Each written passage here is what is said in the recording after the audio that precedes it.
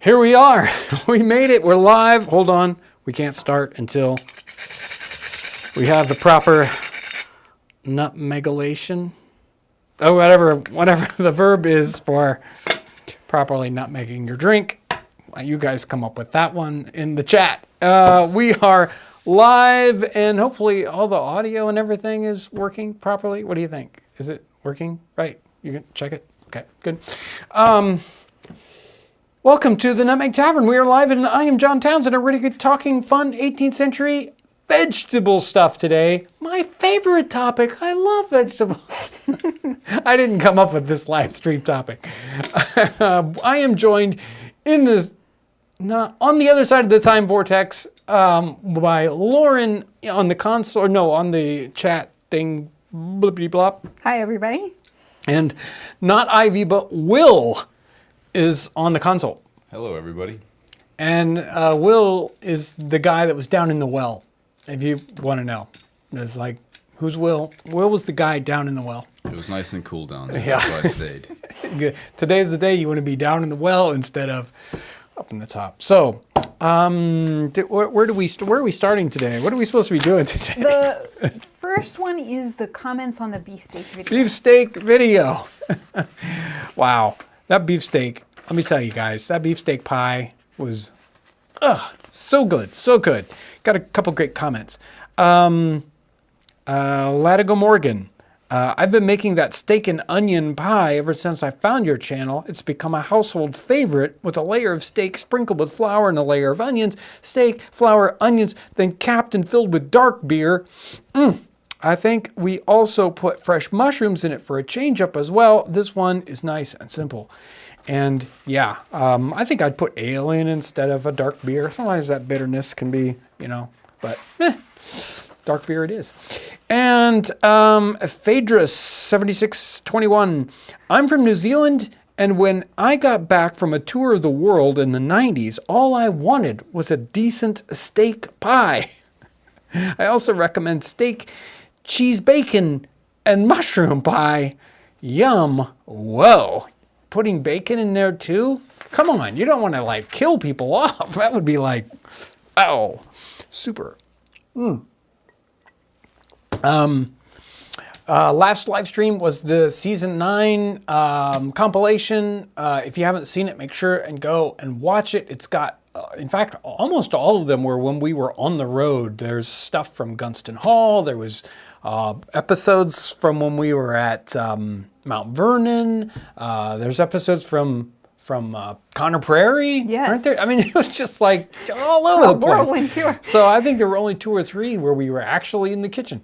Amazing season, and make sure to check that out. Something arrived today. That was really weird. Sonia opened it up in shipping thinking, well, I think it was, and she's like, okay, it's not for me. So here it is. There it is. It's a painting. No, that's not a photograph. It's a painting, and do you have an image of it? Yeah, well, you can pop up. Go to the slideshow, first slideshow. There you go. Check that out. It is got everything of the homestead in it. Obviously, the cabin with the shovel and the wood pile and smoke coming out, and the 3-legged stool and the fire pits that they've moved it. They kind of adjusted things so that they could fit it all in the painting. I noticed I'm not in the well. No, there is no well in this. That's the one thing they seem to miss. It's all right. Will doesn't mind. He's not crying about it. It would be a little far off to the left. Right. You can see the chicken fence. You can see the thatched roof. We can see the wheelbarrow with the bricks and the smokehouse and the oven and even the bellows. They couldn't quite fit the forge in there, so they brought the bellows in. So such a fun painting. So super special thanks to Kristen Eastman. So thank you so much, Kristen. Amazing. We'll have to find a spot for it here in, maybe I'll put it right. I was wondering whether, we could probably tuck it here in the tavern. Mm-hmm. Yeah, I don't know. Well, it's fill up the tavern with stuff pretty soon. You won't. It's you don't even bother to put John in there. What the rest? Let's just look at the pictures. Mm-hmm. So much. Do we have super chats we need to get to before we jump into our content?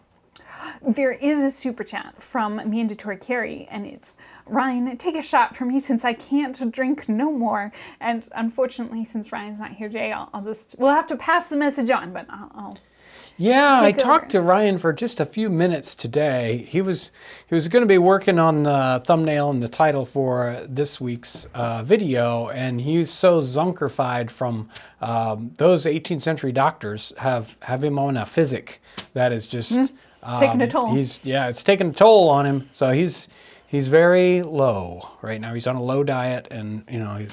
Well, we'll send along your message. Thank you. But he could probably use a pick me up to wake him back up. So we'll A little bit of medicinal wine, something like that. something medicinal. Something. I won't say what it is. Anything else? Are we there? Is that it? Is that all I need to cover? Yes, sir. Yes? No? Lauren's looking. I don't No, know. you're good. Oh, I'm good. Go ahead. Woohoo! Okay. So vegetables, and vegetables, huge, very, very interesting topic. Obviously, I don't talk about vegetables on the channel because I'm not like a vegetable farmer, and vegetables are like the things you have in the stuff to go along with the meat, because some people complain if it's just meat, right? That's me. But vegetables are fun. Anyway, a great resource though for vegetables and what's going on about vegetables in American cookery, as in our late 18th century context, let's say 1780 through 1800, is Amelia Simmons's American Cookery. Now, there are other good references to find out what's being done in North America versus, say, England. You could find tons of work done on horticulture and garden agriculture in England in the 18th century, lots and lots.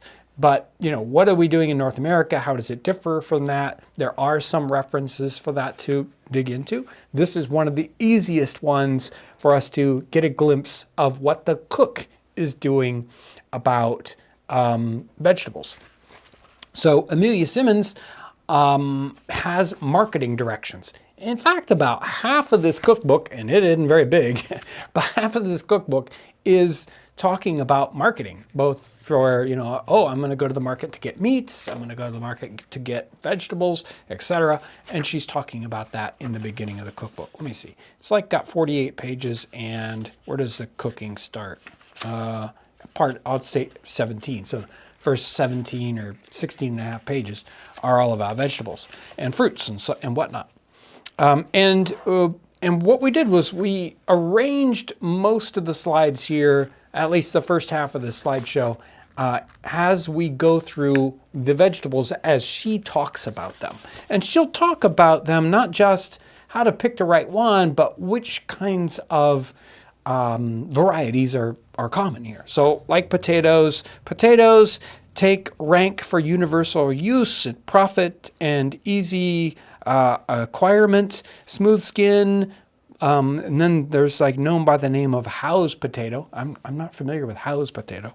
The most mealy, enriched flavor, Spanish yellow. So they've got directions on potatoes. But let's jump into the slides, and we'll have some fun with some images. There's our thing. There we go. So we do have some things like Diderot's Encyclopedia and other encyclopedias that have agriculture, and some of those are gardening.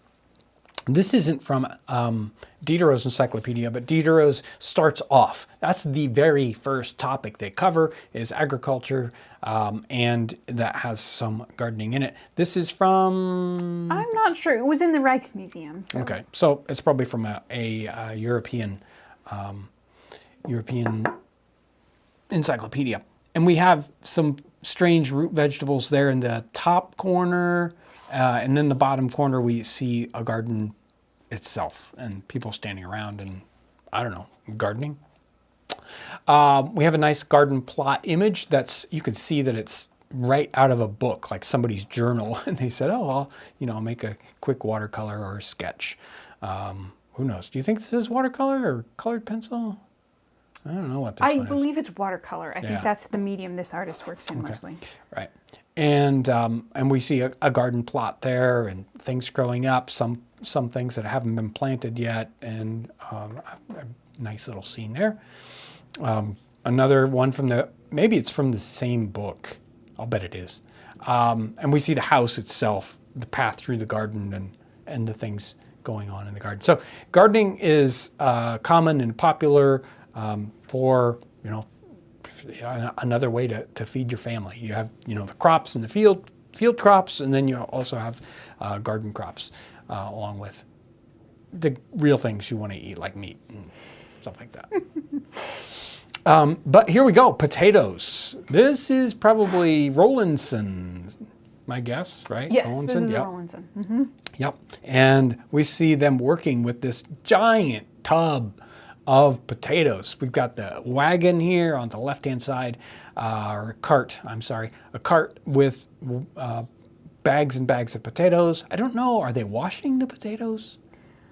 I coming don't from the field? know that the description gave, Yeah. but so- you would think they would want to wash them before they took them to market. Maybe. So. Anyway, so that's what we got going on there. Potatoes going into the tub, and apparently potatoes coming out of I don't know exactly what's going on. We also have a wheelbarrow and pigs, and we've got other vegetables or fruit there hanging around. Something green, or are those supposed to be green potatoes in those baskets? I don't know. I think when I was looking at it, they looked like something else, a different vegetable. Yeah, they not a look green. different to me, and they're green, so I don't know what's going on with that. And then people just laying around patting a dog. What's going on? Get to not work. working, right? Get to work. It's not any kind of farm I've ever been on. Next up on the in the list here in Amelia Simmons, where she talks about onions. And what does she say about onions? Madeira White is the best in the market and esteemed softer flavored and not so fiery. But the high red and hard round onions are the best. And if you consult cheapness, the largest are the best. Well, there you go. She's got more advice on onions. This image, there are a couple of images that are similar to this. One of them where it's framed by a window, but it's almost exactly the same operation. She's got an onion chopper, this basically bottom of a barrel or a tub that's in a barrel form, and they're using this onion and chopping up lots and lots and lots of onions. I don't know why you would need that many chopped onions, but I don't know, making a lot of onions, and apparently they're going to eat that bird along with them. So it's going to be chicken and onions, as far as I can tell. I mean, I would probably work on the bird first and an onion second. But Oh, somebody was asking what was on the windowsill, and that's actually one of the things that caught my eye when I was looking at this picture. Yeah, the windowsill is an oil lamp. It's a ceramic oil lamp. We sell one that's very, very similar to it. I'll drop it in the chat. Yeah, the Gary Nieder, our potter, makes one like that. That's interesting in that the original is from a excavation that it's based on. It is from an excavation of Bethabara in North Carolina, or is it Virginia? I think it's North Carolina. And the thought is possibly that it was all the way into the 19th century, the example that we are basing it on. But from this image, 1771, boom, exactly the same kind of interesting lamp. That's not vegetables, John. Let's move on. Is this still onions or is this something else? Beets. Apparently there are some beets in here. That's what Lauren said. I mean, okay, so though in the center of the picture, behind the artichoke, right. There's large reddish, and yeah. I couldn't think of anything else they could be but beets. And beets are usually roundish, and that thing is like a giant red potato or a I carrot. just didn't find any other pictures that did have. Let's say that's a beet there. Maybe. The artist, of course, this is one of those Dutch 17th century. Look at me, I'm better an artist than you are. That's for darn sure. But it's got the cornucopia of vegetables and fruits here, and it is a, well, it's an amazing piece of art. We've got green beans, we've got, grapes and pears and probably things that don't fit the, having them all ripe at once. We have, obviously, what's going on with the asparagus? Asparagus is usually early season, although they forced some of those things to be ripe at different times, just like they do today. I mean, we go to the grocery store, there's asparagus that's out of season. Is that one basket toward the center there with all the different colored, are those like little potatoes? They do kind of look like it. That's true, like our kind of mixed potatoes. Sometimes we have those little like salad potatoes where they put different colored ones in there just for the fun of it. Carrots and peas and not artichoke. You could like kill somebody with that artichoke. It's so big. Neat stuff. We're moving on to parsnip. We get botanical prints in our time period, and this is a botanical print of the wonderful and tasty parsnip.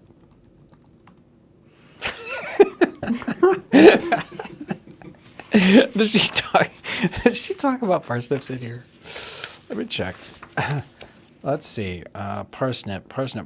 Parsnips are a valuable root cultivated best in rich old grounds and double deep plowed, late sown. They grow thriftily and are not so prongy. Wow. They may be kept anywhere and anyhow so that they do not grow with the heat and are nipped with the frost. Blah, blah, blah, blah. I am now using that word more often. Which one was it? Prongy. Prongy. Yeah. I thought I was going to say sprongy, but no, it's prongy. Maybe it means not with those little hairs on it? I don't know. That's a weird one. Oh, anyway, this one's not so prongy. I think we need an emoji for that one. Prongy. We're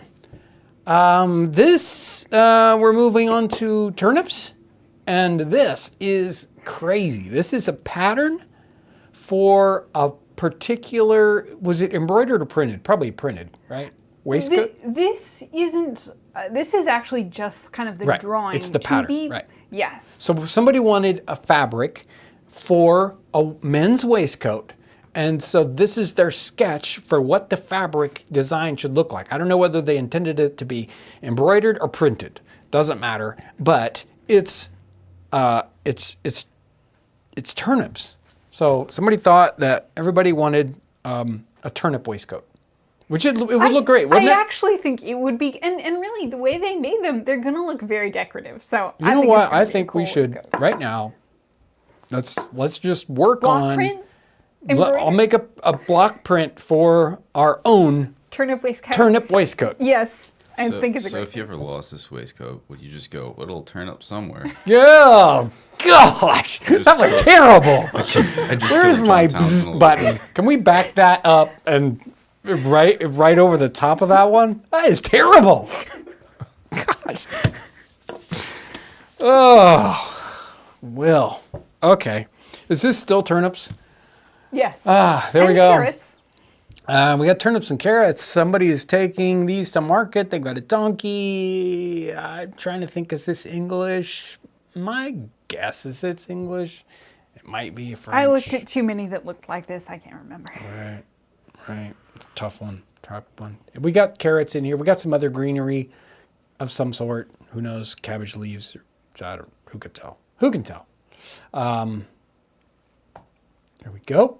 This is also probably turnips.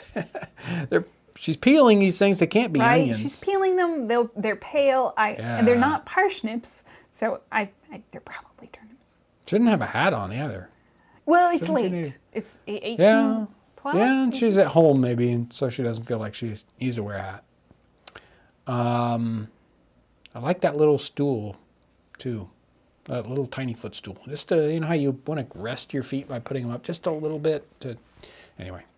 Next, carrots. So there are, no, okay, I've seen different references where people say they only had purple carrots.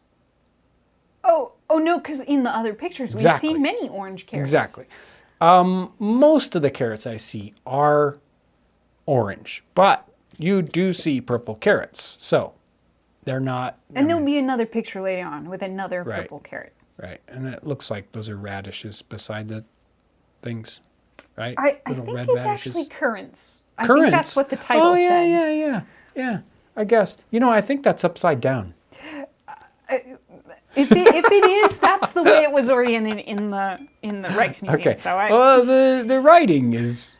I'm not sure if it's not both ways, like Maybe. one side's one way and one side's the other way. I'm not quite sure. They should take their writing out. Okay, right. Carrots. Brian B asked if it was prongy, that carrot. Very. Very prongy. Let's see here. We've got slides that are like Cries of London, although these are French, right? Is that French, Lauren? I think it's Spanish. Oh, okay. Spanish. There we go. Sort of like a street cries where the people are, walking down the street and trying to say, I've got asparagus for sale. Nobody comes out.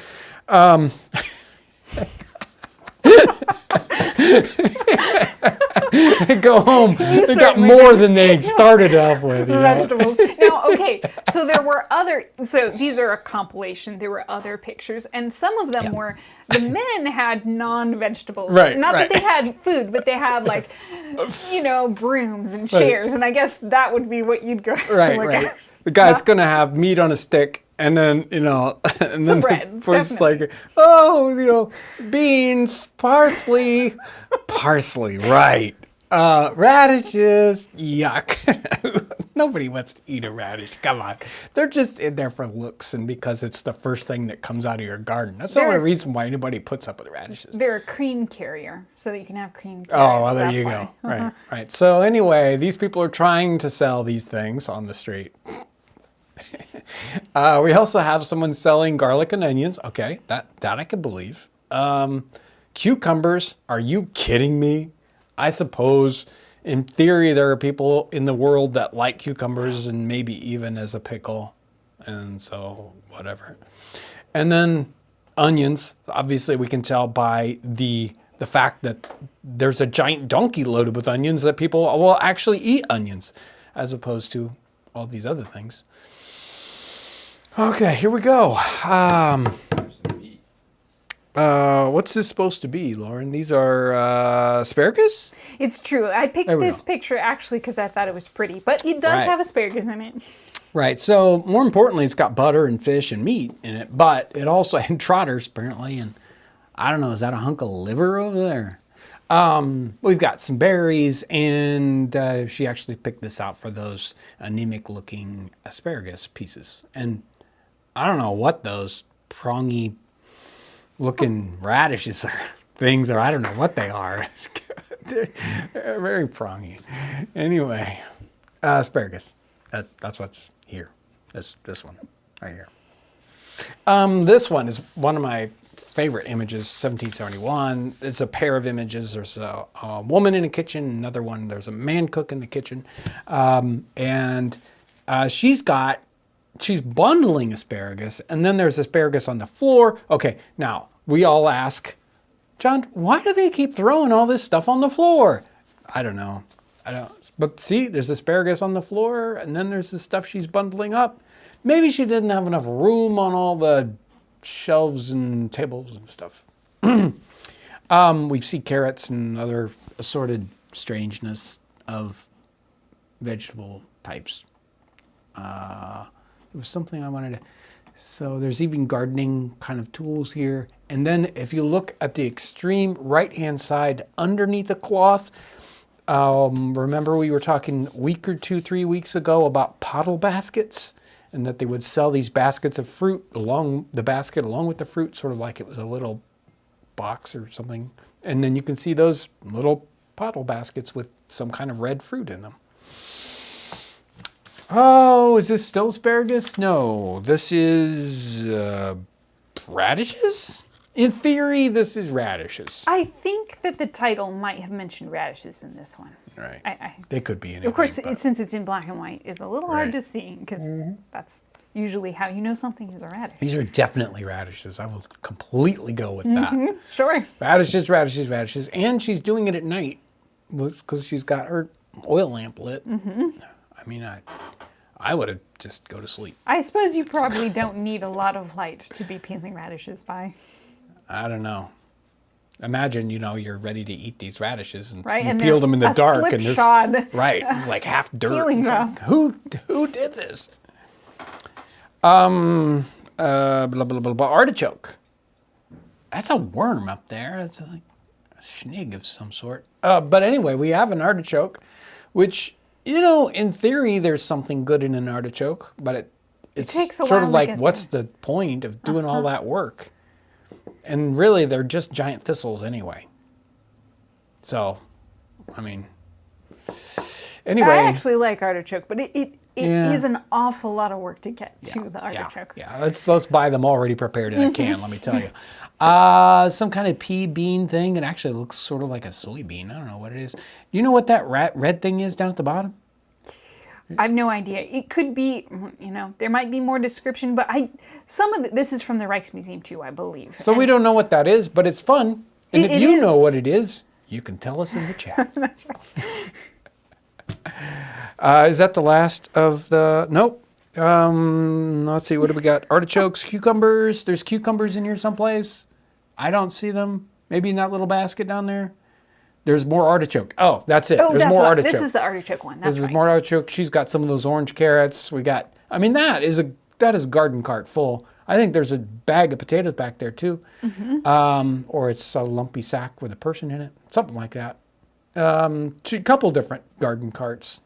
And I mean, that's a lot of... Is that a tiger back there? I'm pretty sure it's not actually. That's a dog. That's a dog underneath the donkey. Thought for a minute there it was like a lion or something. But that artist is really good. Cucumber again with that, and this is supposed to be the cucumber with some kind of prony thing on one side. This crazy thing that looks like alligator with like strawberries in his mouth. That is, what is that thing called? A bitter melon. The bitter melon. That's it. I've never seen one in my life, right? But I'm pretty sure. That just makes it sound so appetizing. This is a bitter melon. Yeah, yeah. It's like, to why would the anybody? sweet melon. Yeah, it's like, would you like the bitter melon or the sweet melon? Oh, give me the bitter. That's the kind of day I'm having today. And we've got some kind of eggplant, maybe. We got okra. We got squash. We got tomato. And this is 1752 to 1797. Definitely, probably a Spanish painting. Okay, it's like the English aren't going to paint that, or at least not going to eat that tomato unless. It might just be there to look pretty. I don't know. I wish I had the provenance on this, but nobody's going to tell me. I can look it up if you want me to. Nah, forget it. We won't. We don't need that. Lots of. I mean, but there you go. It's got okra and everything. That's crazy. And that live stream that season 9 had the okra episode in it. So, anyway, what is this? She's from. I don't know what we're down to. Melon, this is lettuce. This is lettuce. This That's is right. lettuce. In theory, she's got lettuce in her lap. The picture referenced salad. So we know it's some kind of Okay. green she's working with. Okay. Which I didn't really see a lot of other pictures. Oh. Maybe artists didn't like how You don't- flimsy it looked. You don't make friends with salad. You don't make friends with salad, no. Give people meat. Cabbage. This is that other pairing to the woman in the kitchen. Here's the man in the kitchen. And notice how his kitchen has very few greens in it, but does have meat. And there's a cat there, which I always think it's funny to see cats in pictures. But he does have some kind of greens down there. Not very many, just that one big cabbage head or lettuce, cabbage, whatever it is. I don't know. Did we get close up on it? There it is. There's some carrots. There's something prongy up right beside the carrots. And maybe those could be beets or something on the grain. Yuck. I doubt he would be preparing beets. I really don't think that could be a thing. This one is peas, carrots, beans. They're snapping beans, and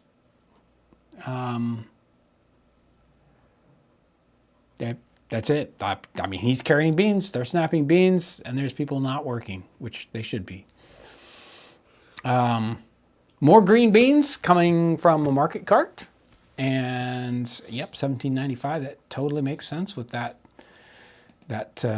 person not wearing a hat and the blue ribbon and the sash and everything. That really just, she's got red shoes though. I don't know about that. Another garden cart, this time with, they're like the biggest green beans in the universe. Are they peas? Maybe peas. And one of the things that's happening with peas in the time period is the shelling of peas. And some people would just shell peas as a day profession. Like you'd go to the market and you'd get a job shelling peas for the day. And so you'd buy, you could buy peas that were already shelled and it would cost money.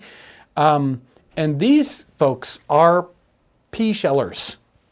So they are just sitting there all day long shelling peas. You can see, we can't see the peas themselves, but we do see the basket there on the ground. And that's pea shellers. Is that it for this half of the live stream? That's right. Yep.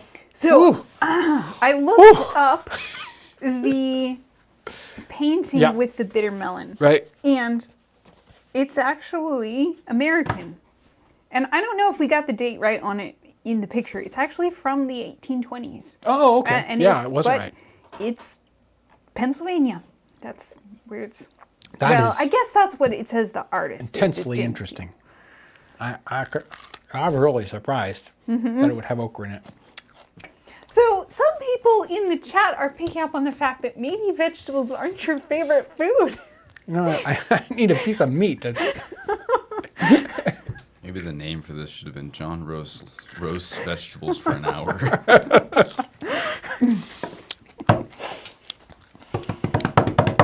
Every week I try to get the brand new Patreon, Townsends Plus, YouTube members, and all that. Brand new Patreon folks. Christopher Janner, Tim Vanislow, Tony Millionaire. Boy, that's a great last name. Liz, and then some Patreon folks that have been a long time supporters. Carol Campanella, Justin Wheeler, Sharon Langon, I didn't spell that right, Adam McKinney, and John Talley. Hey, John Talley. Brand new Townsends Plus people, Glenn M., Nathan W., Peter B., and new and renewing YouTube members, those people with the great emojis and Russell Murphy, Joseph Dotson, Damian Brimstone, Miss Sabina, Valerie Grasso, Stephanie Clay, David Freese, and Lance Gentle. Another great last name. Whew, whew. What's up?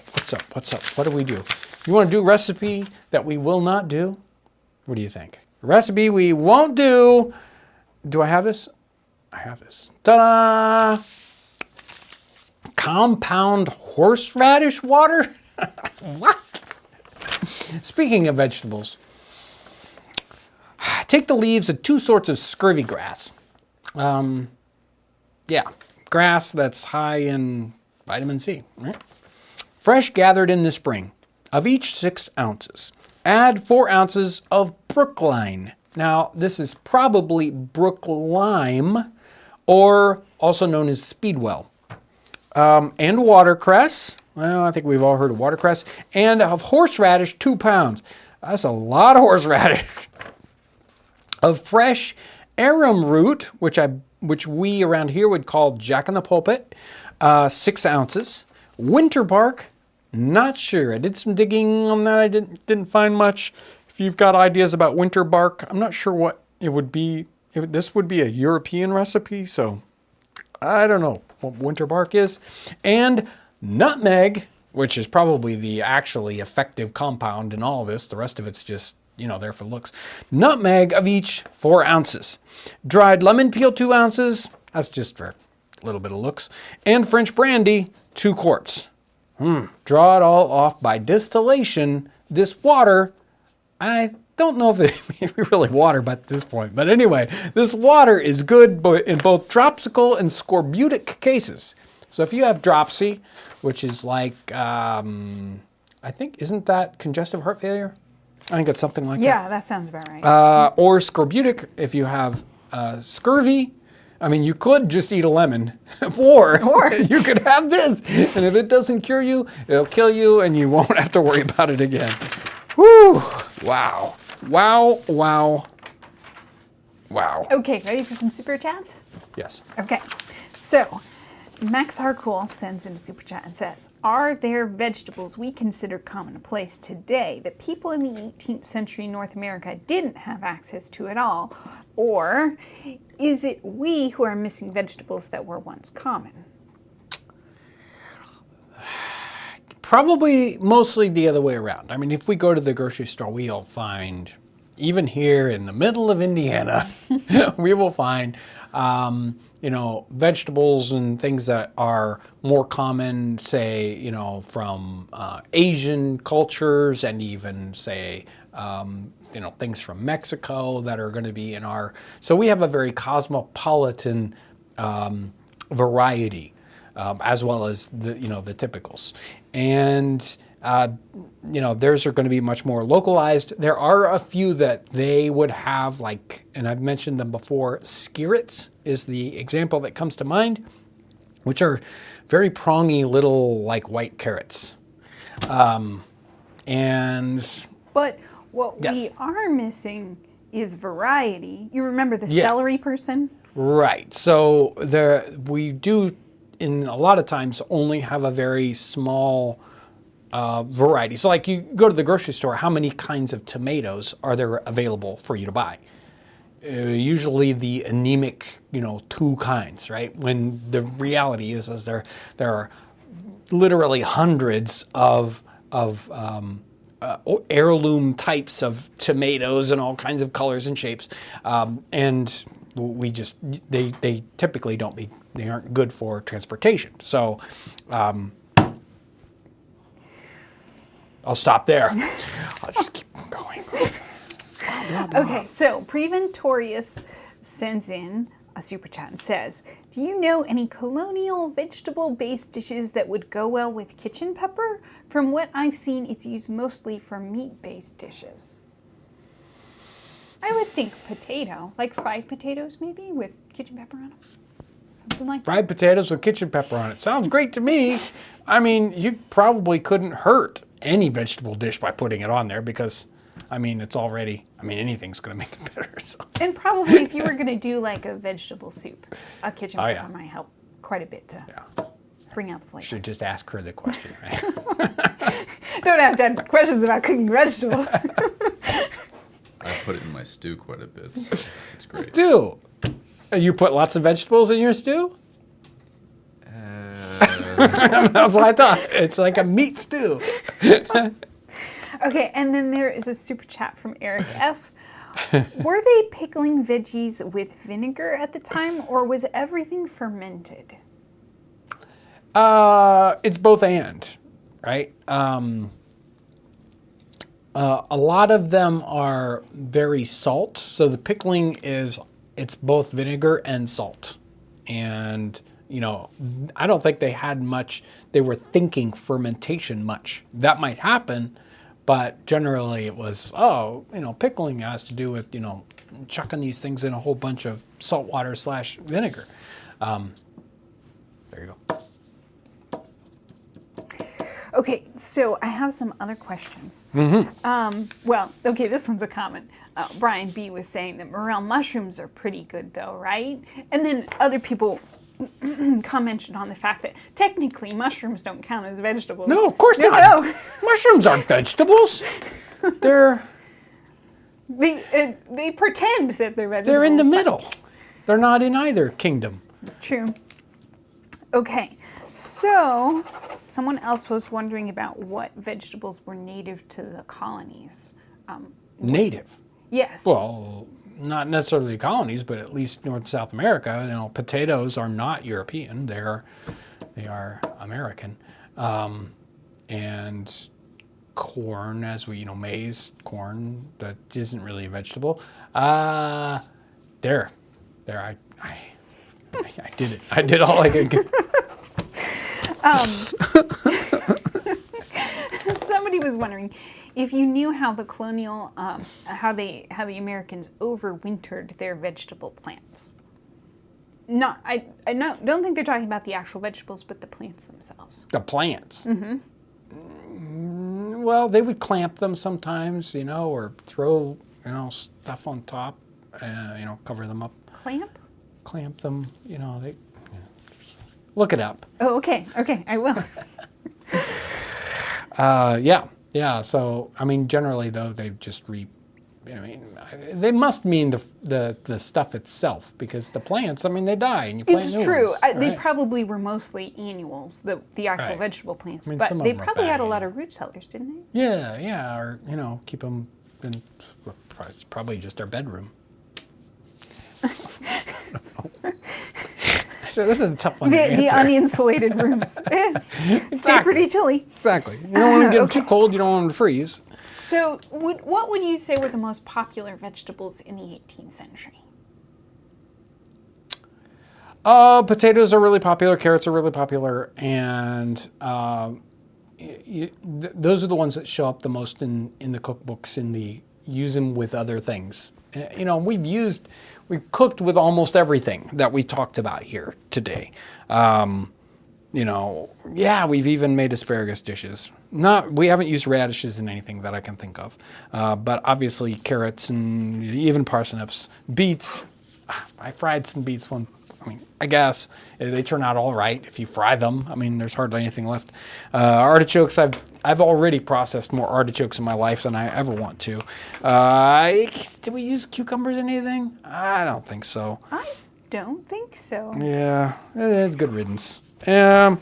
Lettuce, cabbage, of course. Yeah, beans, peas. Yeah, so But the carrots and potatoes come to the top as very, very popular. just like anything else. Do you put it in a stew? Well, then obviously it's. Well, I might put it in a stew. Will might not, but that's all right. Okay, That's all right. so Kevin Wickens has a question. Being an Indiana fruit, are there any references to pawpaw fruit? I know it's a vegetable chat, just curious. And so I was going to drop in some pawpaw. Yeah, you'll see talk about it, and of course we did it on the channel. We did a pawpaw pie and a pudding maybe, and I did the one episode where I talked about pawpaws and Lewis and Clark. But you don't see a whole lot of references until you get to the 19th century. Okay, so there is a super chat from Speed and Style Tony, and it is, what vegetables were then considered, from then, are considered just weeds today? I don't know. I have to think about that one. I don't have a quick off. Anybody got an answer for that one? Will, what do you think? The John Townsend answer would be all of them. Just a weed, don't eat it. I don't have a quick answer on that one. You've stumped me. If we think of something, I will. Do we have are we ready to jump off, or do you have anything more to ask me? What do you think, guys? I think... See, Dame's Rocket, green beans are the best. If you cook green beans right with a whole lot of bacon, they're really good. Ryan is sick. Beet leaves. Okay. Yeah, we'll send Greens. Ryan some horseradish water. Right. Maybe you'll Yeah, feel better. horseradish water for Ryan. Oh, there's one there. Do you have can you bring up the tool of the week slide? Bringing it up. Here we go, and go. Okay, not the glasses, but this is a tool of the week, and I don't know what it is, and you have to help me answer it. So there you can see it's got its original wooden handle, And this is the end here. The end is iron, and it's like a donut. There's the wood is in the center of it, and then it's some kind of a... Is it a thwacker? You thwack some... Possibly a thwacker. The handle's a little prongy. But there it is. Help us if you know what this tool is. This tool it's a tool of some sort, right? Possibly, Will says it's a thwacker, but. Well, we have some great suggestions from the chat about vegetables that are considered weeds today, and they're mostly greens, but dandelions, purslane, stinging nettles, all. Yeah, excellent. I would probably put dandelion at the top of that. Mm-hmm. I think, there's a reason why there are dandelions in America, and whether our yards are covered with dandelions, is that they're not native to North America, and they were brought here because whoever the idiot was, whoever those wonderful people were, they thought they were good eating. And so they were brought, and now they are a weed. I don't know if you call a green a vegetable or not. But as a food thing, I'm just a dandelion top of the list, if you ask me. Well, we've gotten some possible suggestions. It could be the first wackadoodle. Yeah. It could be a primitive potato masher. It could be. Or possibly a mutated hammer. It's gone a little far. It doesn't make, the fact that it's round doesn't make sense. John Hayes says he believes it is a spindle, also known as a Schalligan. I'm going to have to look this one up. Or maybe, we've got some good... You guys keep trying. Keep trying. We got a few slides we got to jump in before we, so you guys keep thinking about that. We'll come back to it at the end. We have these vegetables in markets, and the last bunch here is vegetables in marketplaces. And now this person has fruits and vegetables and waffles, which seems like a poor combination to me, but when you're hungry, you could eat a vegetable, or more likely, eat a waffle, which is what I would probably do. Reach down there, eat a waffle. Don't you think, Will? Definitely. Slather in syrup and butter. Well, I don't know about that. But we've got cauliflower. We've got all those look fabulous. And this is mid-16th century. If the stuff looked this good in the marketplace today, I'd be amazed. Wow. 1650, and is that the giant gooseberry that's on the ground? I don't know. Like as big as It's enormous. I don't know what it is. Is it some kind of a watermelon? I don't know what that is. It's huge. I didn't inquire into this one to see. That was crazy. See that short person with that short person, and there's that huge berry thing? I believe it is just a melon. It's got to be. Right, like a watermelon, but a different type, because it, of course, looks different. It could be the biggest gooseberry in the universe. But anyway, we got wonderful piles of onions and greens, and he might even have a basket of tomatoes there. I don't know. Anyway, cool. 1650 market. 1660. Another one of these market situations in Europe. We've got, again, the gigantic vegetables, just beautiful looking. And I don't know what to tell you guys. It actually makes the vegetables look delicious. It does. It does. It's like almost edible. This is, more about this old man picture? No, okay. So, truly, I picked this picture because he is wearing gaiters. It didn't have to do with the vegetables. Well, there you go. I'm sorry. It's picked because of what he's wearing, but... I did like it because he is, I believe, a vegetable seller. So I like that they're, and he seems to be in a smaller context. Well, and this high-key artwork, high-key image is very interesting. The artwork itself. Besides the fact that there tends to be a vegetable in there. Much more typical of the 18th century paintings here. Not nearly so beautiful as the 16th and 17th century. But she's got, again, which is wonderful veggies there in the baskets. Are those leeks? They may well be. There were actually leeks in quite a few other pictures, but they weren't in the American Cookery, so that's why they didn't make it into the She's got the list. I was going to make a leek joke, but I'd be as bad as Will. I'm proud of that one. Oh, again with the cabbages the size of They're so huge. like basketballs, bigger than basketballs. It makes me wonder how big our cabbages are before they get their outer leaves stripped off for transport. Maybe. Maybe they're that big. Or I don't have an answer. But, wow. This I think is this Covent Garden or is this the? Anyway, it's one of those English fruit and vegetable markets. Besides, there are other things going on. I mean, there's a guy with baskets on his head. And, yes, this is Covent Garden. Yeah, the bottom left-hand corner looks like she's making like little pancakes or something. Those kids are like, give them to me now, which that'd be me. It's like, no, I don't want any of those vegetables. We got a cart and they're unloading more stuff.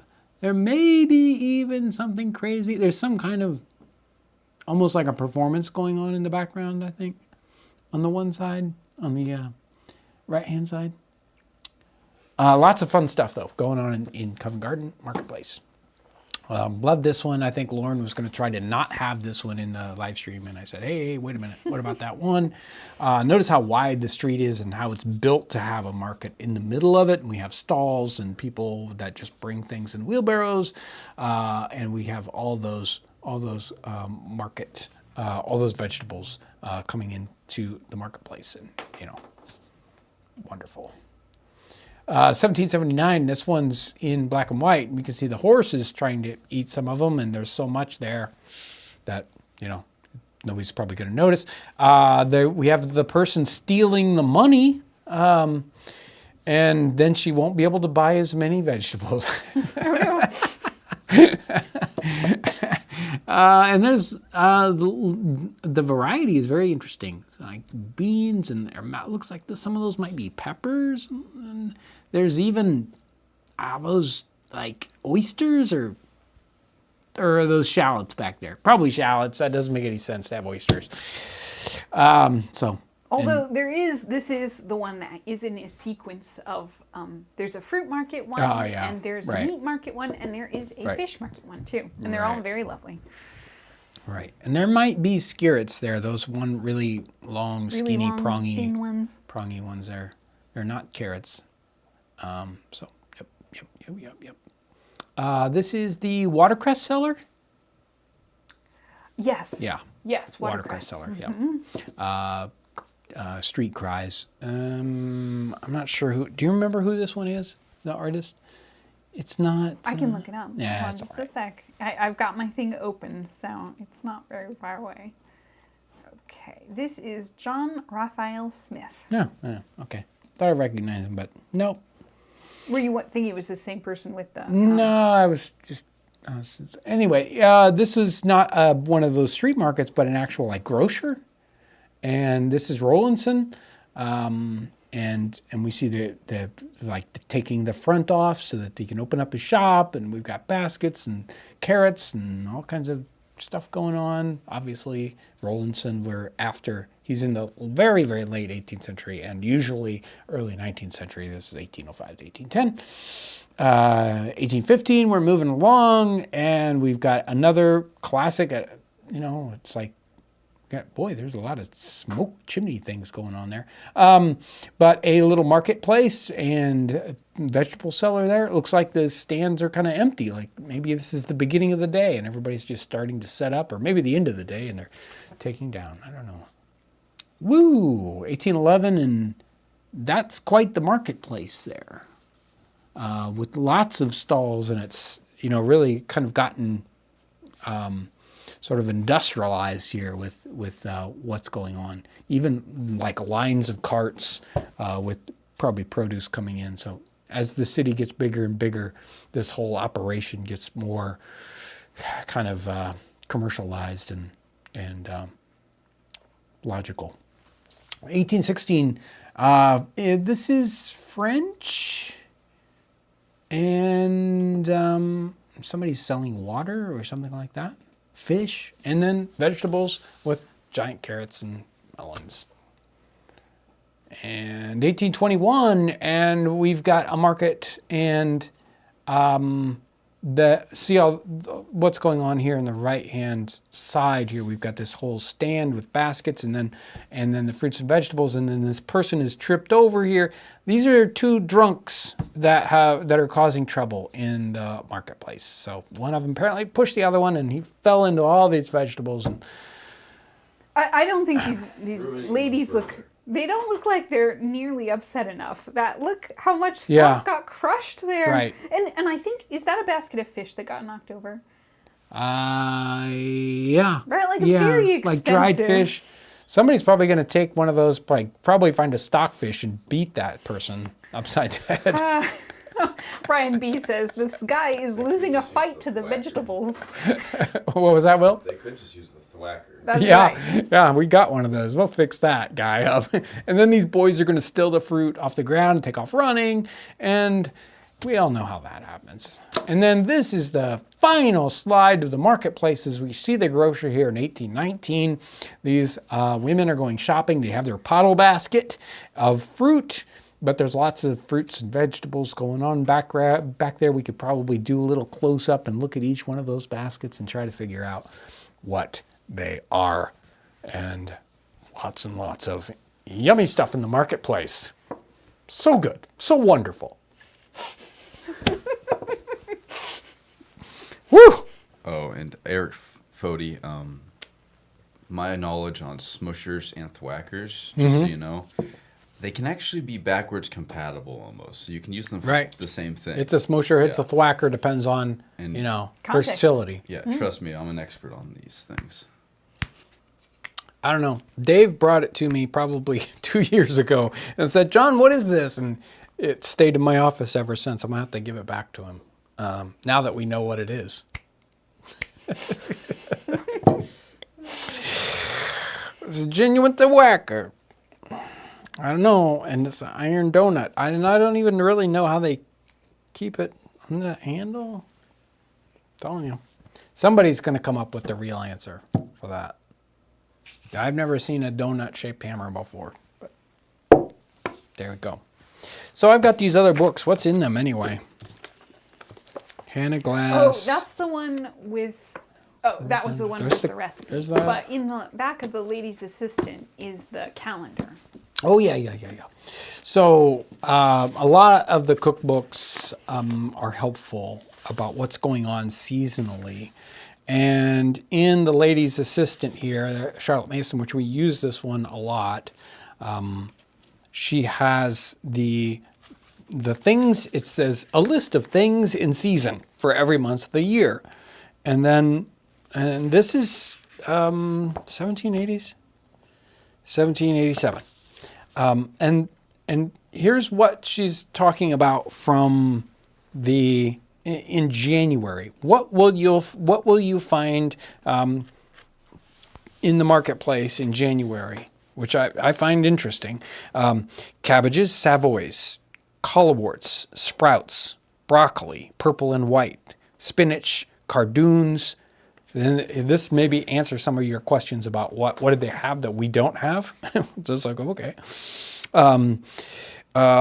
Parsnip, carrots, turnips, celery, endive, leeks, onions, potatoes, beets, garlic.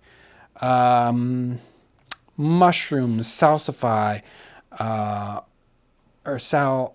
salfify, yeah. Scorzonera? Never heard of it. Skirrets, sorrel, burnet, parsley, sage, thyme, rosemary, lettuce, cresses, mustard, radish, tarragon, mint, chervil. That was January. So let's jump ahead and say what's classic here in the month of August, because that's what this month is.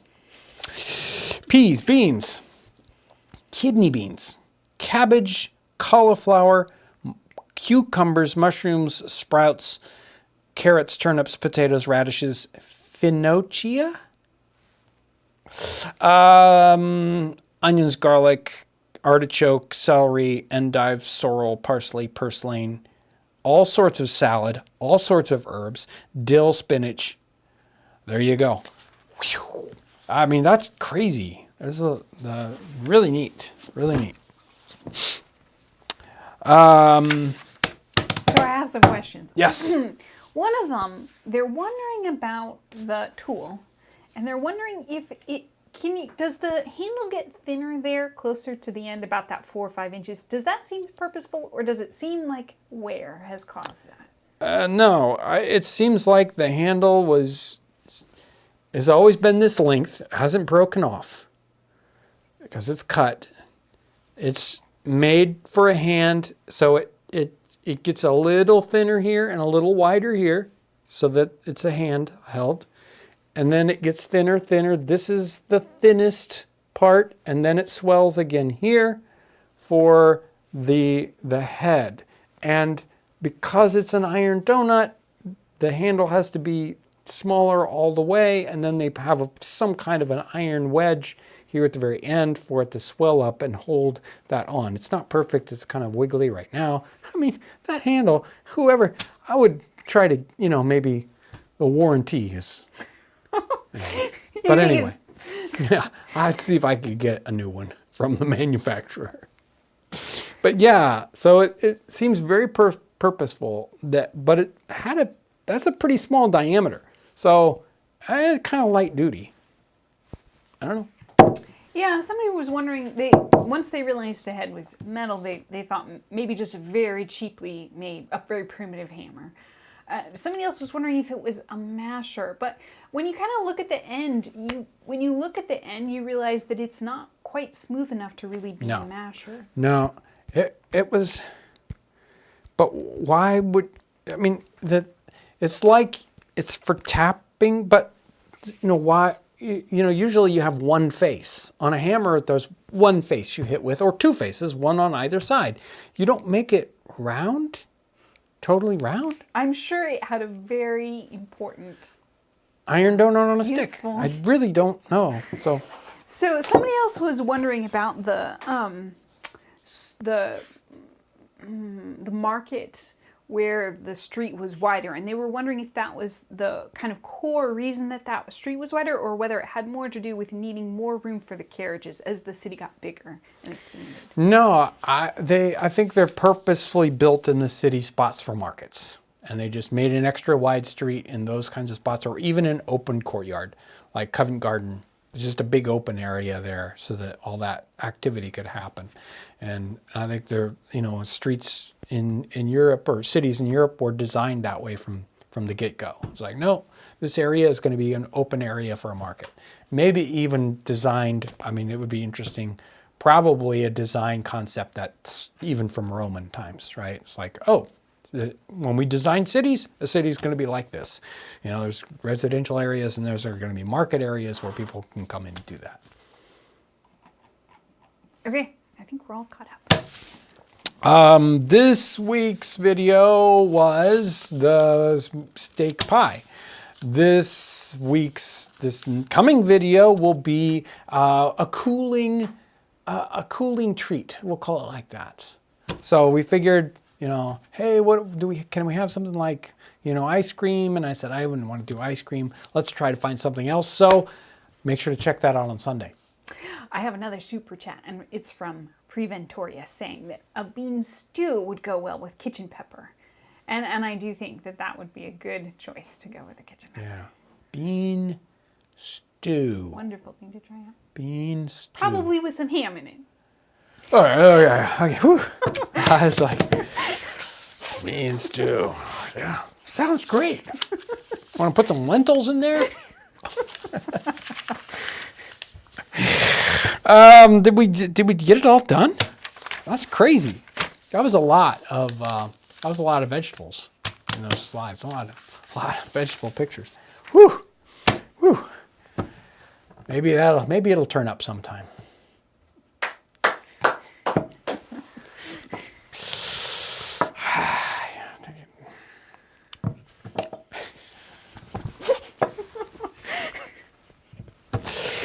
Well, guys, it's been a wonderful time in the tavern today. I hope you guys have had fun, crowding in here and the jostling and the joking and everything. I always go home excited on a Friday after a live stream. It's kind of like, woo!